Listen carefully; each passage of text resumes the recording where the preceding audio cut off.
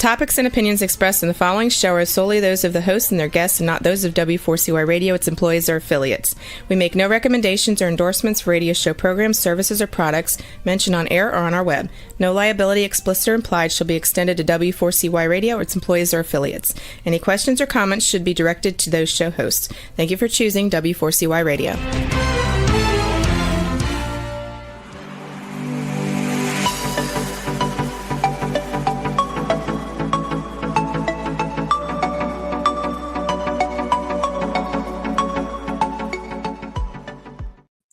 Well, good afternoon. As the fires in Los Angeles continue to rage with less than 25% containment, some case still 10%, and also warnings that the winds will be picking up, the Santa Ana winds. I grew up and was born and raised in California, so very familiar with what happens with the Santa Ana winds. And of course, the fires are unrelenting. And you look at the video of what's happening there in Los Angeles, and I know often people say, Bill, I feel like I'm, looking at Ukraine or something. It's just so devastating. And I still have 4 of my children there and grandkids there in California. Fortunately, they're in a different part of Southern California. But even still, this represents probably about 25% of the Los Angeles County market. And you can't help but feel for the people there, businesses that are going to be impacted, the loss of jobs and income. And, it's amazing to hear Gavin Newsom talk and thinking that, they're going to start planning about a year from now as to what to do. What? You're going to wait a year? Are you kidding me? I mean, it's like right now. I mean, you need to be all over this and offer some relief, whatever relief you can offer for the people. And God bless the local citizens there. I mean, people are, bringing meals and, providing clothing and all that, and not being done by FEMA. This is all being done by neighbors. And this is what happens in communities. The same thing in North Carolina, speaking of which, North Carolina continues to be in the situation that they're in. That's just heartbreaking. To see what they're going through, and exacerbating the problem there is that it's very cold. They've had to deal with some elements, and they're without shelter. Many people there, and forget about power, forget about shelter. I mean, just absolutely devastated. And then here we are with a government that's out of money. It's interesting here because as I was talking with some guests earlier this week, is that really what's on display here? Think about it. Is the fulfillment of socialism, right? Because as Margaret Thatcher says, socialism is all fine and well until you run out of other people's money. Well, the other people's money happens to be the taxpayers, and for all the other priorities, that these states and that have wanted to hold to and support. It's at the expense of the everyday citizen, not only in North Carolina, but certainly in Los Angeles, on full display here right now. So this is, it's all the DEI. It's all these policies of the past 4 years, coming to the front. And it's going to be up to we, the people, the taxpayers, to do something about it. Well, coming up on this afternoon show, glad you could be joining us, is John Hart, the CEO of openthebooks.com, been known for all their great work that they've been doing in terms of holding the government accountable, doing the best they can. And now with DOGE in play, we believe that there's going to be an added benefit here because of the history that Open the Books has had. And so John will be joining us in just a few seconds. And then after John, Paul Kamenar, the DC attorney, to talk about January 6th and what next for those that are in prison. And, will they be looking at, pardons from Donald Trump once he comes into office? Here we are about a week away. So stay tuned. It's all coming up right here on Bill Martinez Live. But right now, as promised, let's bring on John Hart. John is the Chief Executive Officer of Open the Books. Hey, John, welcome to the show. Good to have you with us. Great to be on again, Bill. How are you? Hey, I'm doing terrific. Glad you could join us. I know that we've had this conversation before, but I thought, look at this is a different platform that reaches so many more millions of people, over 200 different platforms in which this message gets out. And it's so key that people understand, the history of Open the Books, and also how, you are working hand in glove with the Trump administration and with DOGE. Yeah, well, thanks for having me on, Bill. Where would you like me to start? There's so much to touch on. Well, let's do this. I think for our audience sake, let's just cover the highlights first of all of 2024. All the great, I mean, there's just such a plethora of things that you did on behalf of we the people. Yeah. Well, thanks. I think one that really stands out is you touched on it a little bit in your opening, is really the spending on DEI, diversity, equity, and inclusion. And that whole DEI focus has really been kind of a perversion of what the founders envisioned for our representative government. And that, the genius of the American idea, the American experiment, was that our rights don't come from our race or ethnicity, our geography. They come from the fact that we're created by God. The founders believe in natural rights. They describe it as natural law or nature's God. Now, I believe there's a nature's God. Not everyone believes that, but our system is based on that idea.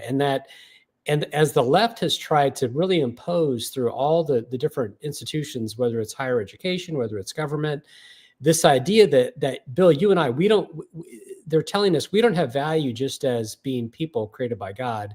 We have to be described in all these other terms, whether it's straight, plus, and there's all these different acronyms, and it's become kind of a comedy. It's really become laughable how many there are now.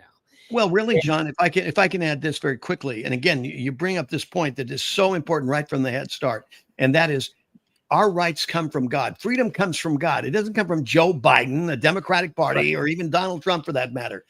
The inherent rights and freedoms that we enjoy come from God himself. So you divert from the source of freedom, then what do you got? You've got the America that we've just have been tormented by for the last 4 years. That's just looking at the last 4 years. We don't even talk about what happened under the Obama years, right? That's right.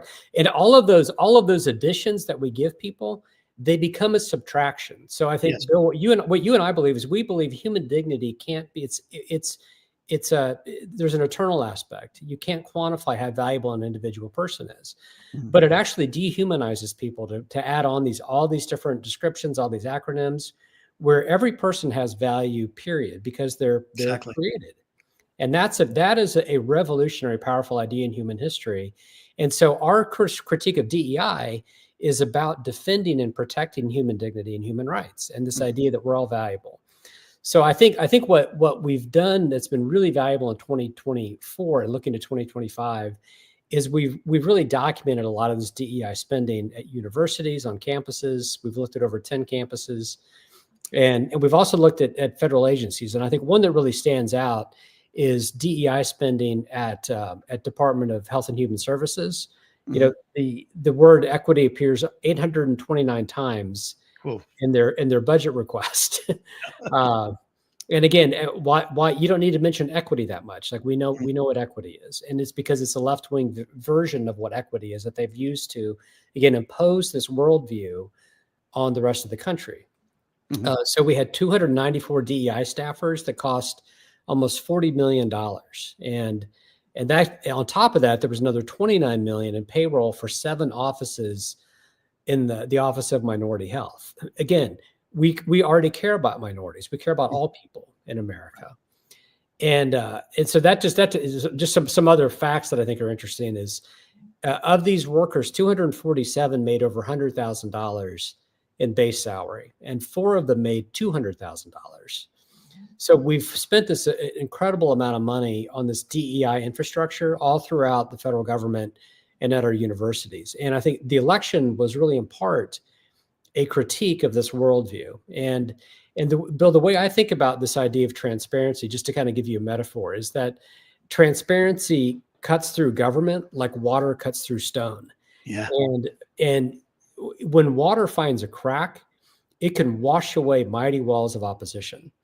And so the transparency is so important as a first principle in a democracy because it keeps that flow of information going.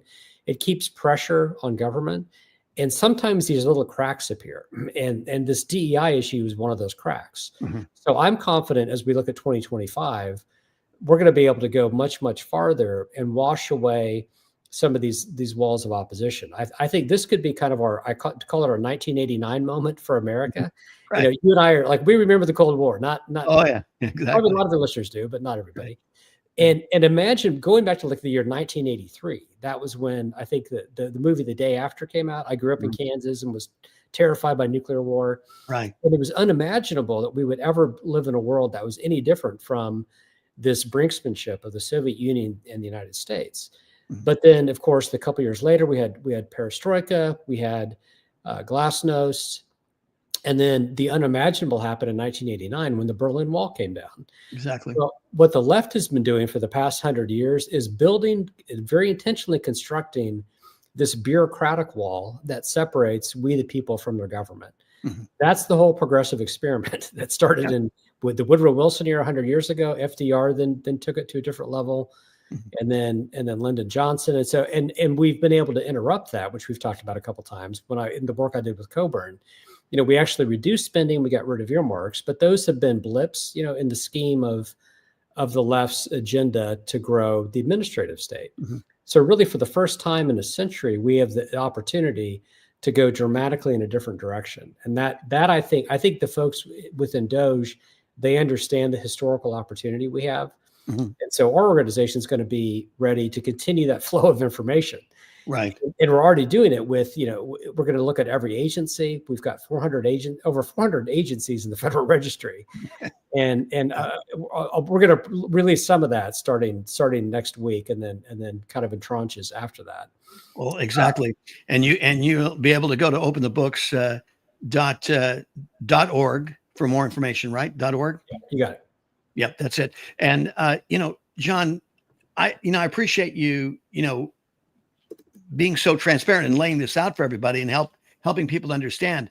But I think that what they're having a hard time getting their brains around is that we were so close here, but for this election, you know, I know we've been saying for a long time, everything's hanging in the balance. We're at a point of no return, but we, the people, brought us back to first principles. It's so critical, but we need to look at where we were in the rearview mirror, so to speak, and say, really, I mean, you know, we talk in terms of progressivism and, you know, some of these tendencies, progressive tendencies and that sort of thing. But the fact of the matter is that they're nothing to relate to, and they have no basis in a constitutional republic. I mean, it really is anti-American. It is pro-Soviet. It is pro-Marxist on its face, is it not? No, it absolutely is. And just one quick correction: it's .com, it's not .org. Okay, oh, yeah, that's right. I mixed this. Like you confused me. It's like, oh, I think it's .com. I confused myself too, so I'm sorry. Okay, openthebooks.com. Okay, openthebooks.com. Yeah, no, that's exactly right, Bill. I mean, it's really it isn't just DEI. It's things like, you know, we've done a lot of oversight on kind of the COVID response and Dr. Fauci, and he was still receiving $15 million in taxpayer-funded security, for instance. Oh. And you know, why you couldn't give security to Robert Kennedy Jr., but you can take care of Fauci. Go figure. Right. And there's others that are legitimate, like Mike Pompeo, but Mike Pompeo is being threatened by the Iranian government. There's a national security state issue at play there. But he's a private citizen, and he's clearly wealthy. Like, why not use your own money to provide your own security? And there was this issue of taxpayer-funded censorship that we looked at. This is another really important point, is that the government had spent $127 million using your taxpayers to effectively censor your own right to speak in the United States.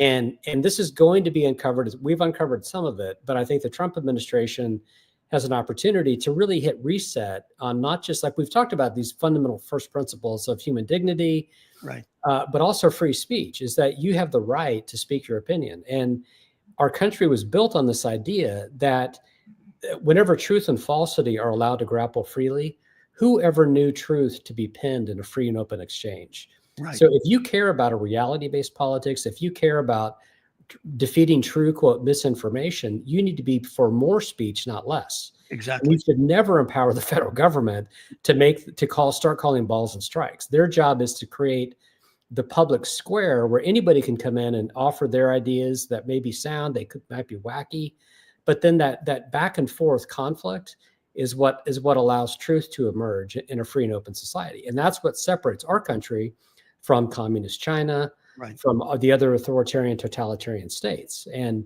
free speech always makes us stronger. And so for the government to spend money silencing voices they don't like is an assault on our basic democracy and freedoms. And so that's going to end. And we're going to expose that whenever we find it. And I think we did really important work in 2024 on that.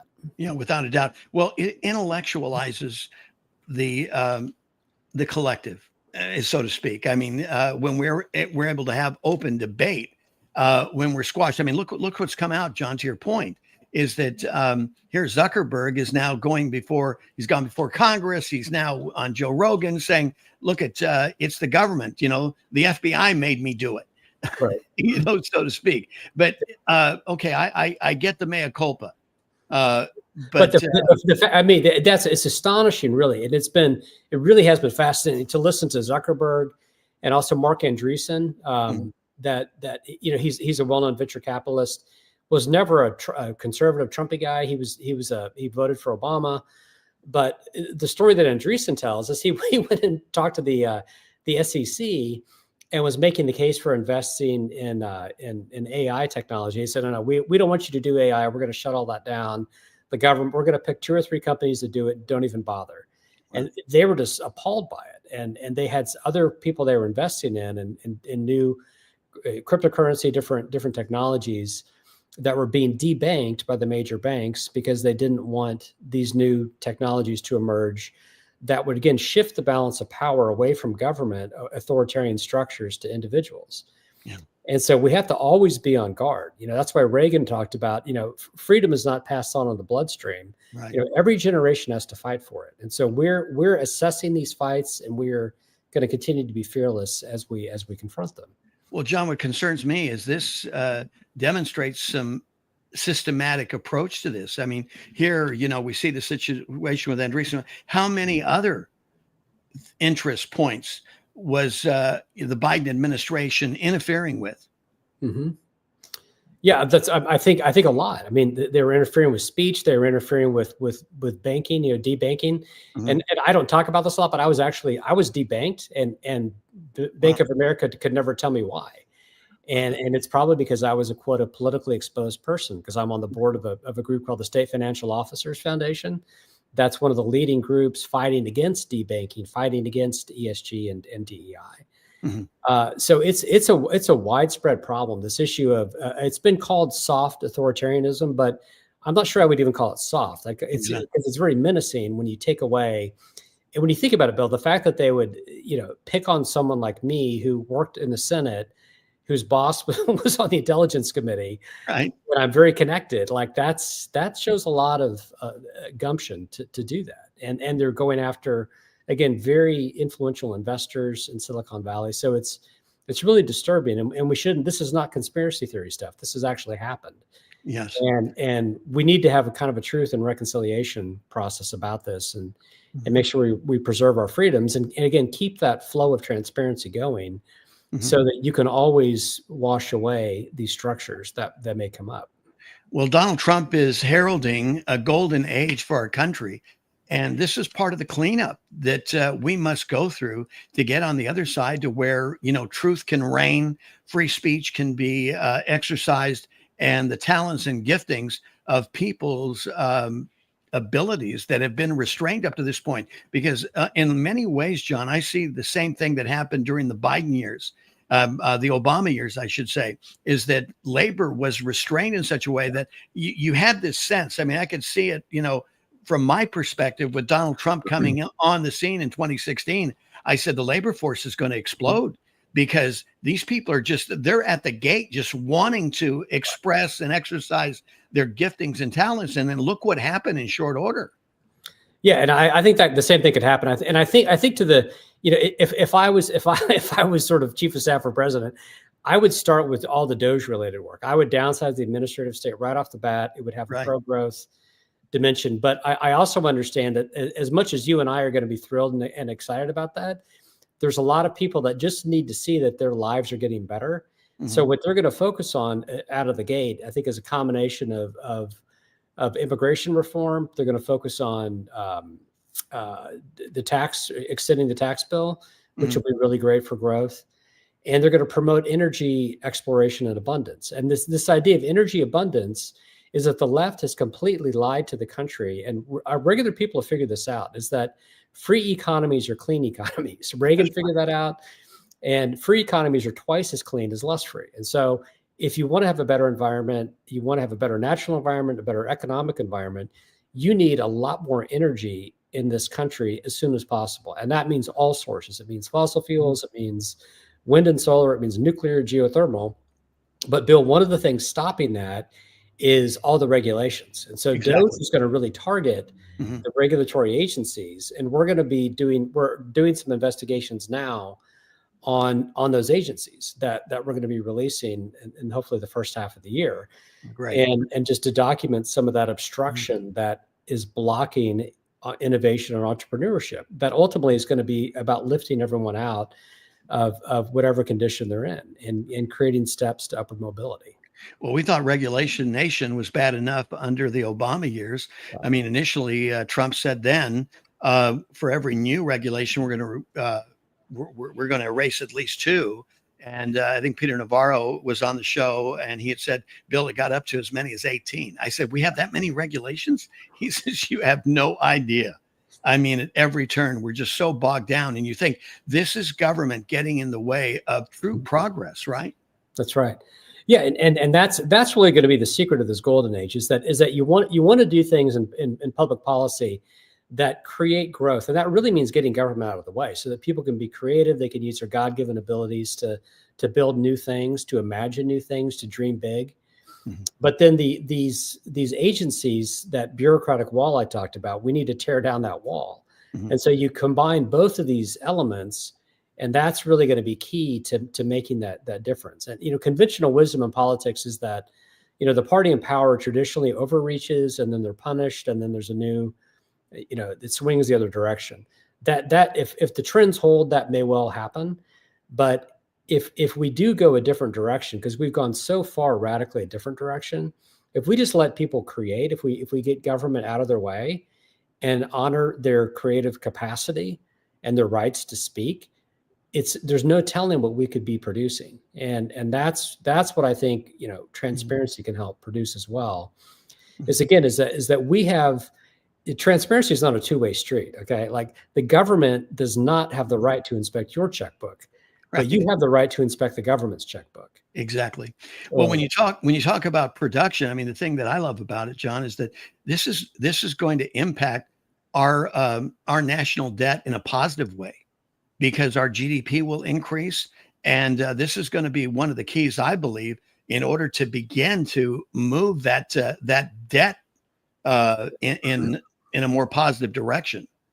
No, that's absolutely right. And again, I think, and when you look at just so people understand the debt load, is we're I think we're over 100%. It depends on how you calculate it, but just to make it simple, our debt is bigger than our national gross amount of domestic product. Okay. So, and when you exceed about 90% of debt to GDP threshold, you start to slow economic growth by about 25 or 33%. As you think of it, as if you're running, you all of a sudden put a huge backpack on your back and you wonder why you're going slower. Like, it's just common sense. Yeah. And that's what we've done to our economy. And to get that and to solve that is twofold. It's promoting economic growth with smart tax policy, smart energy policy, deregulation, and then downsizing and getting rid of stupid agencies, stupid spending that doesn't do anything to produce wealth. But we do also have to look at the big structural entitlement programs. And the issue there is that what politicians will tell you is that when they say we're not going to, quote, touch Social Security, it means we're going to let it go bankrupt, but not take the political risk of telling you how it can be reformed and strengthened to make sure it is there for people that really need it. It's a little late. They've already touched it, John. Yeah, they took the lockbox off. They've got their hands all over it. They open up the borders, and we got illegal immigrants, and we're just spending the people's money. I mean, we're robbing Peter to pay Paul, and yet they say, "Oh, we can't touch these entitlement No, you've already violated the system which was supporting it, right? Absolutely, no. And the debate. This is where I wish politicians would level with the American people and say, really, the $2 trillion question, if we really want to get to $2 trillion, is that we have to think about, when you think about Social Security, Medicare, do we want them to be, quote, universal entitlements where there's just a redistribution of wealth, or are we okay with them truly being safety net programs, so that if you've got a crisis in your life, Bill, or somebody who's listening, we ought to live in a country where people aren't going to be destitute. Okay, that was the whole purpose of Social Security. Right. And ideally, your family would provide that, your church, your community. But if all those things fail, then there's going to be a minimal safety net for people who really are in dire straits. Right. And we can solve that problem without bankrupting the country and without robbing our children and grandchildren of their future. And Exactly. that's what we can get to, is that you don't have to have this sacrosanct universal entitlement concept. That's an ideological relic from 100 years ago.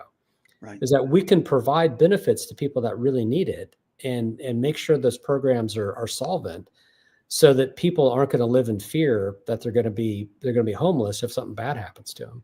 Well, John Hart, Chief Executive Officer of Open the Books. John, thank you so much for being with us. Your vision for 2025 continues to be ambitious as you take on the waste and the mess that the government has got us into. But hey, like you said, it comes with transparency, and it's important that we, the people, get involved. How can we support you, John? Well, I think, thank you. Go to our website, sign up to get our newsletters, and if there's an option to donate, if you've got $1 or $5 to spare, it'll be one of the best investments you ever make. I can tell Amen. you that. Yeah, it could be your way of participating in government efficiency here. And Open the Books has had decades of experience and support to that end. John Hart, thank you so much for being with us. Take care. Appreciate it. You got it. We've got the legal analyst, the DC attorney, Paul Kamenar, coming up in just a moment. But I do want to remind you that, this program is being brought to you by Goldco. Investing in precious metals has long been a smart investment strategy, right? Well, this is why so many have been backing our financial security with gold and silver. Now, right now, as there's hope that our economy is going to get better, economists are recommending that we take a serious look at investing in precious metals. This is why you're being bombarded with solicitations from so many precious metal companies these days. It's also why you should consider a company that I've come to trust, Goldco, because after all, that's what it all comes down to, is who can I trust with my investment, right? Well, Goldco has helped thousands of Americans like you and me place over $3 billion in gold and silver. Now, these guys know their stuff, and they're good at what they do. They've earned over 6,000 five-star reviews for their exceptional white glove customer service, and they're A+ rated by the Better Business Bureau. That's how good they are. So I encourage you to do your own research, okay? Check them out for yourself. All you got to do is request their free 2025 gold and silver kit, which has so much great information to help you come to that end. And also, they'll throw in a 10% instant match and bonus silver on qualified purchases. All you got to do is go to billforgold.com. That's billforgold.com. Check it out for yourself. And again, we're grateful for the partnership with Goldco. As promised, with us right now is the DC attorney and analyst, Paul Kamenar joins us now. Hey, Paul, good afternoon. How you doing? Great. Yeah, thank you for having me, Bill. Hey, so much to talk about here. I want to talk about J6, but also let's update our audience on the latest from Donald Trump. It looks like Eileen Cannon has decided that she's going to go ahead and release, I guess, part one of the indictment. You call it an indictment? It's a special Smith counsel report. Special counsel report. It's in Right. two parts. Part one is the investigation here in DC on the January 6th election interference case, and part two deals with the Mar-a-Lago classified documents case that Judge Eileen Cannon had that case before her. So there's been some back and forth skirmishing in a flurry of filings in the last several days that basically I think is going to be resolved by the end of the day, maybe tomorrow. But basically that the January 6th part of the volume one will be released by the Attorney General at some point to the public. I think right now it's already going to certain members of Congress pursuant to the regulation. But the one here, the one in Florida, there's still a hold on that for a while because that case is on appeal to the 11th Circuit. Right. Because although the Jack Smith dismissed the case against Trump, there are two Trump aides who are co-defendants, Walt Nada and Oliveira, excuse me, who's the two aides of Trump. They're still in the case, Right. but the 11th Circuit is reviewing two things. One, is Jack Smith even constitutionally appointed to go after them because she ruled he wasn't? But number two, regardless of that, can this report regarding the Mar-a-Lago case be released? And I think that one is going to be on hold for a while, and maybe not even maybe see the light of day if this drags on till next week after Trump is in office and the new Attorney General comes into place and doesn't release that part of the report. What kind of precedent does this establish, Paul, with if they do release this report and in essence accept Smith's credentials as a special counsel?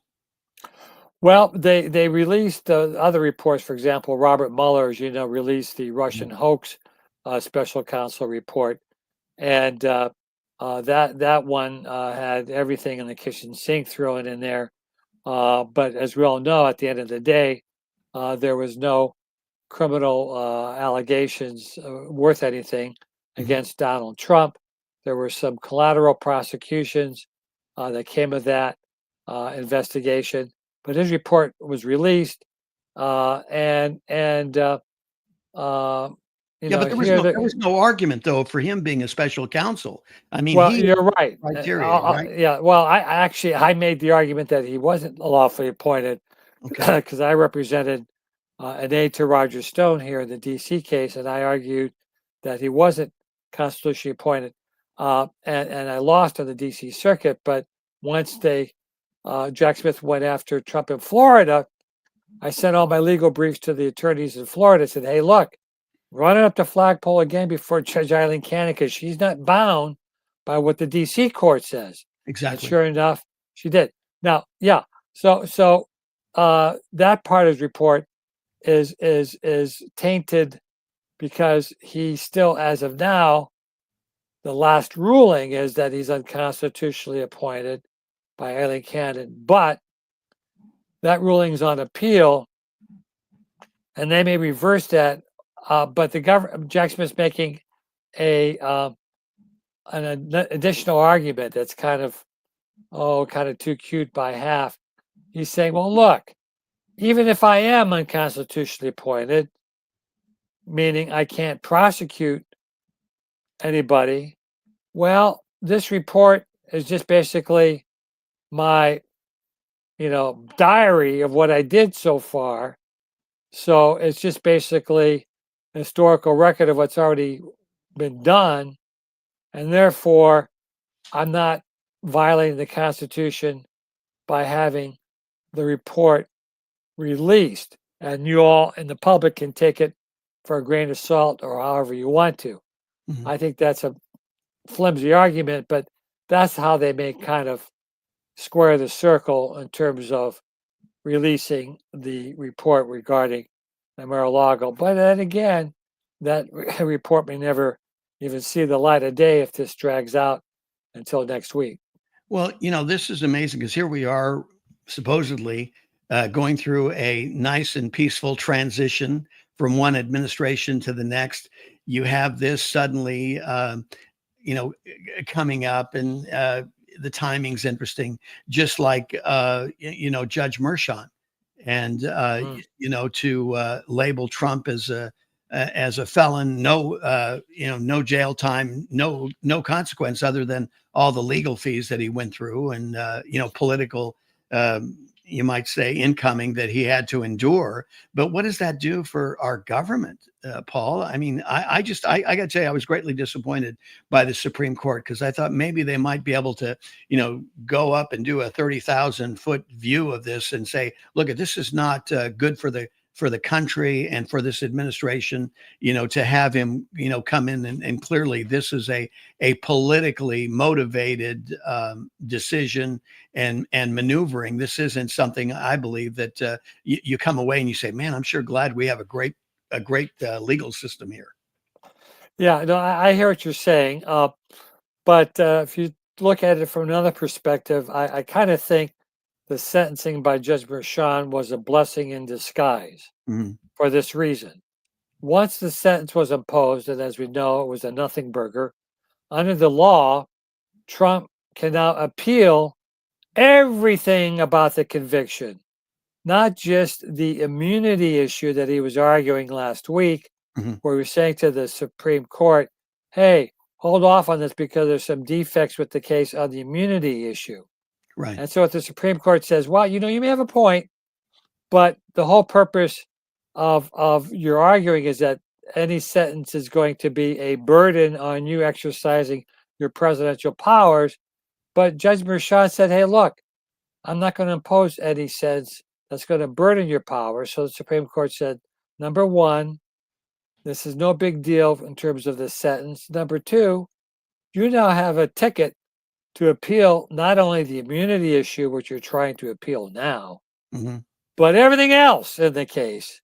So I'm glad now that sentence has been imposed, because within the next couple of weeks, there'll be a notice of appeal by Trump's attorneys of the whole conviction and all the half dozen due process violations there, not only the immunity defects by having Hope Hicks testify and everything else, but Judge Merchan's political bias he was giving campaign contributions to Joe Biden while he was sitting on the. I mean, I can go on and on and on. So right now the Democrats are crowing, aha! Trump is now officially a convicted felon, and it's the first time in history that a president of the United States is taking office as a convicted felon. To which I say, yeah, have fun now. Right. But within a year or so, that conviction is going to be overturned, and it'll just be a footnote that he went through all this nonsense. But you're right.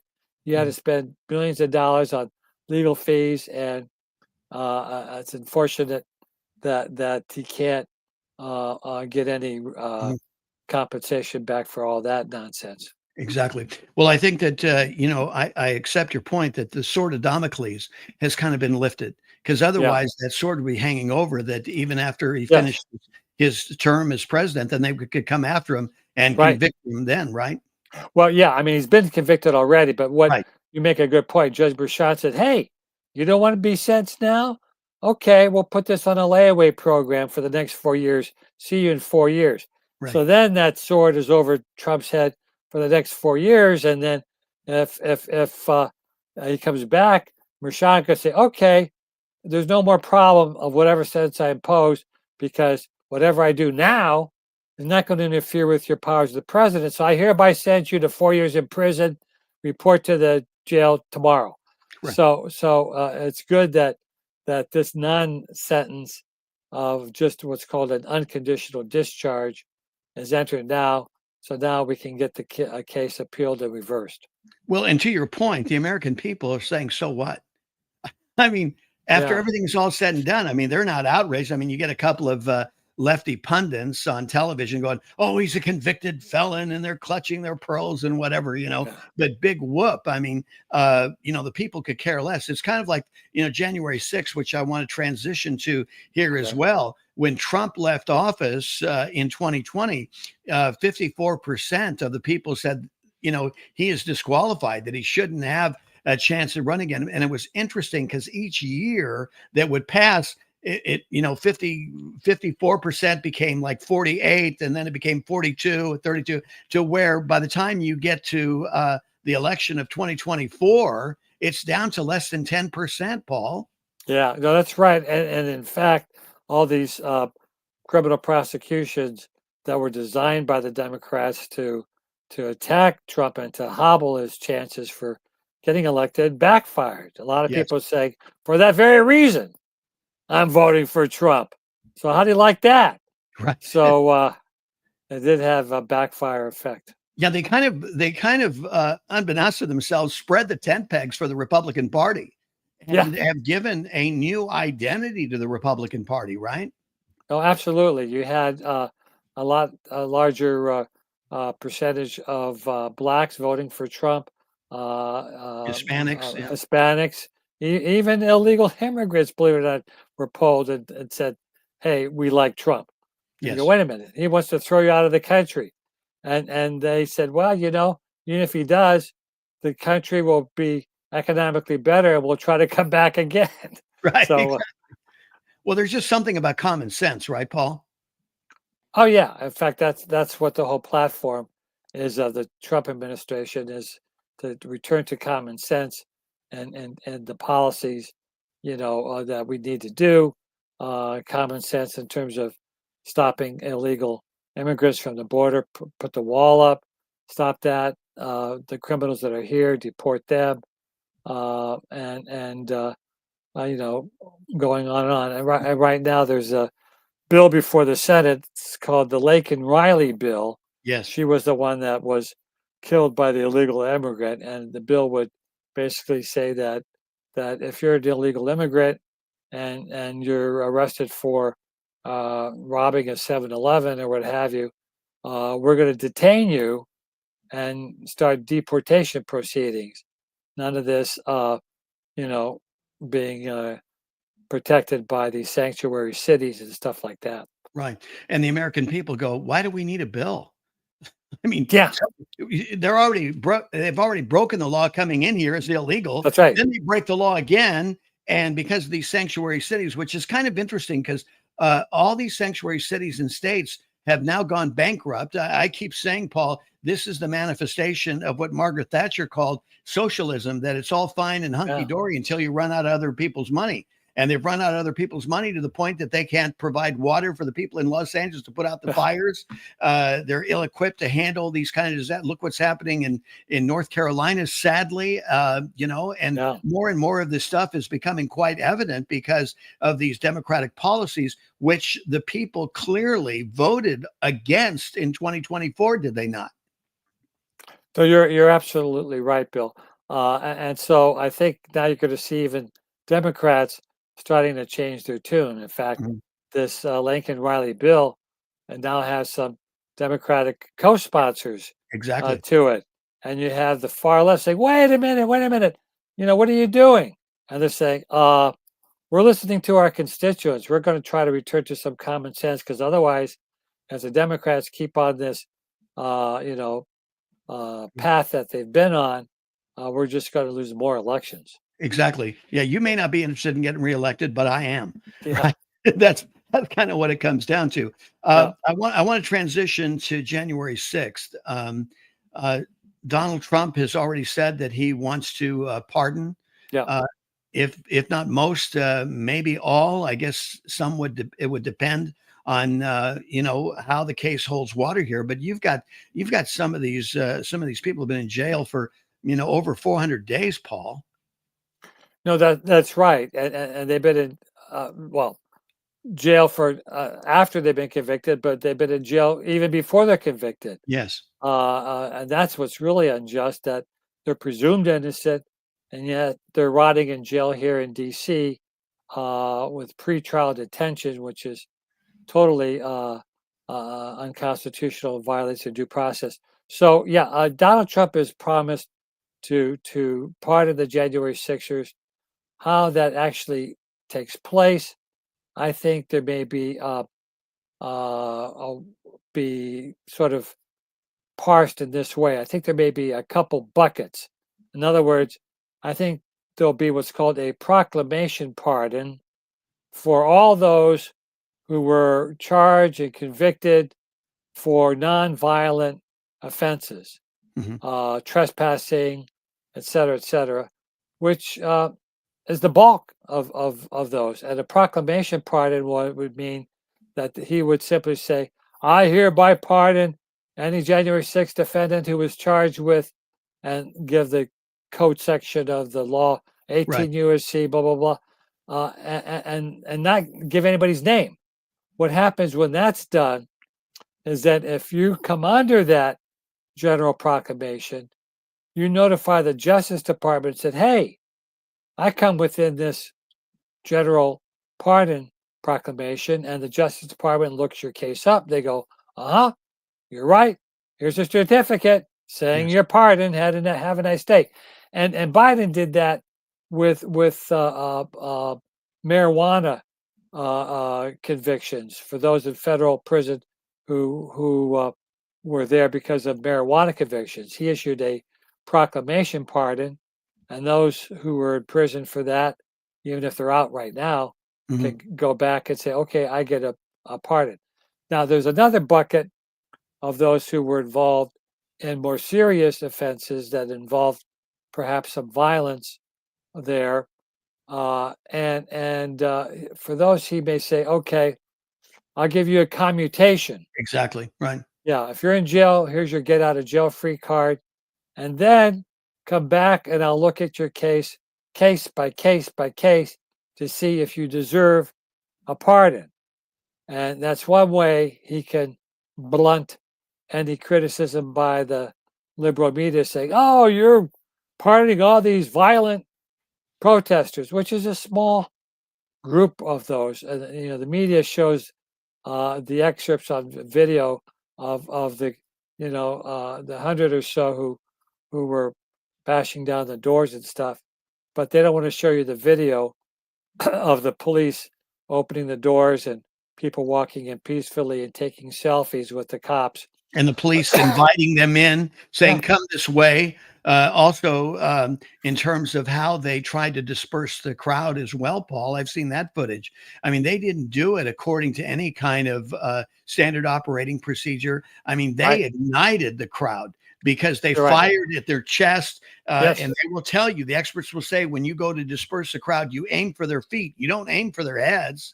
Right. Yeah. And there are a couple people that I know of that are filing civil rights lawsuits against them. And I've got one myself filing a civil rights lawsuit on behalf of one January 6th defendant. Her name is Victoria White.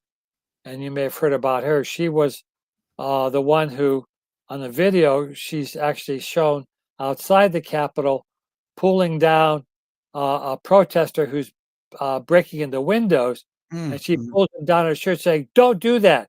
We don't do that kind of stuff. And then she gets pushed into the West Side Tunnel where there's 55 police officers packed in there. And she gets pushed in and she's beaten over the head like a piñata 35 times with the metal baton, punched in the face 6 times by the commander there, totally defenseless. They finally drag her out, throw her at the police station, said, okay, you can go home. And was that the same tunnel that Roseanne Boylan was murdered in? No, she was, I believe, at a different part. But almost the same type of scenario, though, right? Yeah, right, exactly. And then, of course, you have Ashley Babbitt, who was shot. But Roseanne Boylan and Victoria, I mean, these are people who were totally defenseless. They didn't fight any officers. In fact, as I said, with respect to Victoria White, she actually pulled a protester off the ledge who was bashing down a window, and yet she got convicted. So there's those that totally deserve a pardon. Well, maybe some of the FBI agents that were complicit in entrapping some of these people, they might be begging for a pardon as well, right? Well, they might be. I think the other ones that may be I'm being sarcastic, obviously. Well, no, but you got a point there in this regard. You got the congressman on the January 6th committee, Liz Cheney, and so forth, who may be begging for a pardon. Adam Schiff and those guys. And we'll see what Trump does in the next week. I mean, Biden, whether he gives them pardons. I'm sure he's going to give a pardon to his brother Jim, who was up to his neck in illegal money laundering with his son Hunter Biden. and all this money coming from China and Ukraine, et cetera. So there's going to be a lot more pardons coming down the pike. But for the January 6th pardons, they'll start that process early next week, and it may go on for a couple of weeks because you have some 1,500 that were involved in all that. So it's going to be a big task to complete. Well, stay tuned for the details. Paul Kamenar is the attorney with the National Legal and Policy Center. Paul, thank you for being with us. Appreciate it. Take care. You bet, Bill. My pleasure. Our thanks to Paul Kamenar and also John Hart, the CEO of Open the Books. This program was brought to you in part by Goldco, the ones I've been telling you about, and the ones that you need to check out. Goldco is a organization, a company that you can trust when it comes to, putting your finances on the gold standard, your investment. Goldco has helped thousands of Americans like you and me place over $3 billion in gold and silver. These guys know their stuff. They've had over 6,000 five-star reviews for their exceptional customer service. They're A+ rated by the Better Business Bureau. You can go to billforgold.com for more information. They'll send you a free 2025 gold and silver kit and also give you an opportunity to get 10% instant match and bonus silver on a qualified purchase. That's billforgold.com. Also, our thanks to Reinvent You, and this has to do with the #1 New Year's resolution, which is we're all going to lose weight, right? Well, if this is your desire, then some great news for you that'll give you a leg up on your weight loss journey. You've heard of the popular weight loss drugs, Ozempic and Mounjaro, right? Well, they're so effective that it's absolutely driven prices through the roof. Well, what if you could get these same ingredients at a fraction of the cost? Well, here's the number you need to call right now, 615-234-1600, 615-234-1600. This is going to give you access to the same FDA-approved drugs at a fraction of the cost. Check it out. What have you got to lose, so to speak? Call and get your special Bill Martinez Live discount right now. The number to call to access this special pricing, 615-234-1600. You'll get the same active ingredients found in Ozempic and Mounjaro at a fraction of the cost. Call 615-234-1600. Again, thank you so much for being with us. May God bless you and keep you, and may he make his face shine upon you and give you peace. Thank you so much for being with us. Take care. Have a great day, America.